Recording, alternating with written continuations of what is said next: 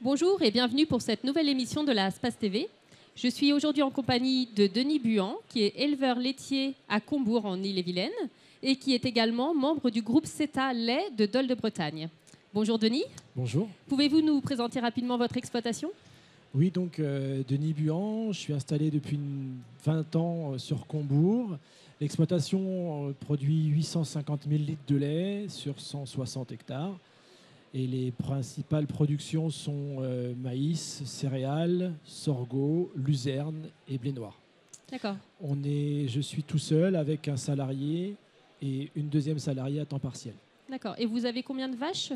Une centaine de vaches. D'accord. Pour combien de litres de lait ? Je produis un peu moins de 900 000 par an. D'accord. Et donc, est-ce que vous avez constaté ces dernières années des changements climatiques sur votre exploitation ? Oui, des changements, c'est sûr. Moi, ce que j'ai remarqué, c'est qu'on a plus de périodes où on a soit beaucoup de pluie, soit beaucoup de sécheresse. Et c'est principalement ce que j'ai remarqué depuis 3, 4, 5 ans. D'accord. Et donc, face à ça, vous avez adapté un peu vos pratiques au niveau des cultures ? Alors, au niveau des cultures, oui, puisque l'impossibilité d'implanter du blé il y a 2 ans m'a questionné sur le fait de trouver une culture qui aurait pu remplacer la paille. Donc c'est vrai que là, j'ai travaillé sur le sorgho fourragé multicoupe pour remplacer la partie fibreuse. Voilà, sur la partie, je dirais, fourragère plus, avec le souci de maintenir la quantité de fourrage sur l'exploitation, j'ai mis en place la luzerne depuis une quinzaine d'années. La luzerne qui est un fourrage qui est très sécurisant puisqu'il pousse tout le temps, tout l'été, et on a une très faible variabilité en rendement, contrairement au maïs.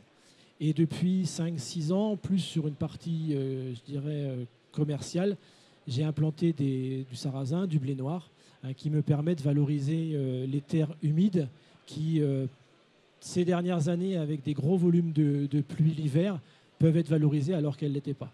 D'accord.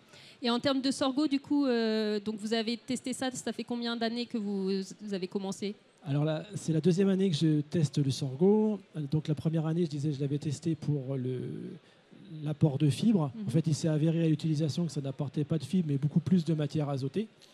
Donc je l'utilise sur les génisses, sur l'élevage des génisses. Donc il s'est avéré que l'utiliser sur des génisses qui ont moins d'1 an ne m'a pas apporté satisfaction puisque je n'ai pas eu les GMQ souhaités. Par contre, après 1 an, entière satisfaction puisque les GMQ étaient identiques avec une ration qui me coûtait 15-20 centimes de moins par jour, donc pas négligeable. Le seul souci du sorgho que j'avais l'année dernière, c'est que les rendements n'étaient pas là. J'ai fait que 7 tonnes. D'accord. Donc cette année, j'ai travaillé un peu plus sur le désherbage, sur la culture, et je pense que cette année, je vais obtenir 10 tonnes de rendement. D'accord. Et en termes de pâturage, est-ce que vous avez fait évoluer vos pratiques avec ces plus fortes chaleurs Non, alors c'est vrai que moi, je suis sur une zone séchante avec des terres sableuses. Donc j'ai rien fait de spécial contrairement aux autres cultures. J'ai juste adapté avec du pâturage tournant dynamique pour valoriser le peu d'herbe qu'il y avait sur l'exploitation. D'accord. Et donc, dans la conduite du troupeau, avec les fortes chaleurs, vous avez peut-être changé certaines choses sur l'exploitation ? Alors, la chose principale que j'ai changée suite à des visites de groupe, puisque je suis en CETA Lait, c'était la taille des abreuvoirs sur la partie laitière, puisque le fait de doubler la longueur d'accès à l'auge m'a permis de maintenir, voire d'augmenter légèrement ma production laitière pendant les phases de chaleur. Et la mise en place d'abreuvoirs à niveau constant dans la nurserie et dans la partie préparation au vélage m'a permis d'avoir des gains de production et surtout plus du tout de problèmes métaboliques sur les animaux après vélage. D'accord, très bien. Et en termes de bâtiments, de pâturage, donc pendant les fortes chaleurs, vous avez aussi fait des changements ? Alors, c'est des choses que j'ai adaptées, mais il n'y a pas de changement principaux, juste que les animaux restent en bâtiment en forte chaleur, c'est-à-dire elles sortent le matin très tôt, elles rentrent à 10h et elles sortent le soir. Et elles ont accès bien sûr à l'eau avec une vidange régulière des points d'eau pour donner de la pétence. Et la ration, si c'est vrai, je distribue la ration 2 fois par jour au lieu d'1 fois par jour l'hiver. Voilà. D'accord. Merci beaucoup. Et donc retrouvez sur webagri.fr d'autres sujets autour de l'environnement et du changement climatique.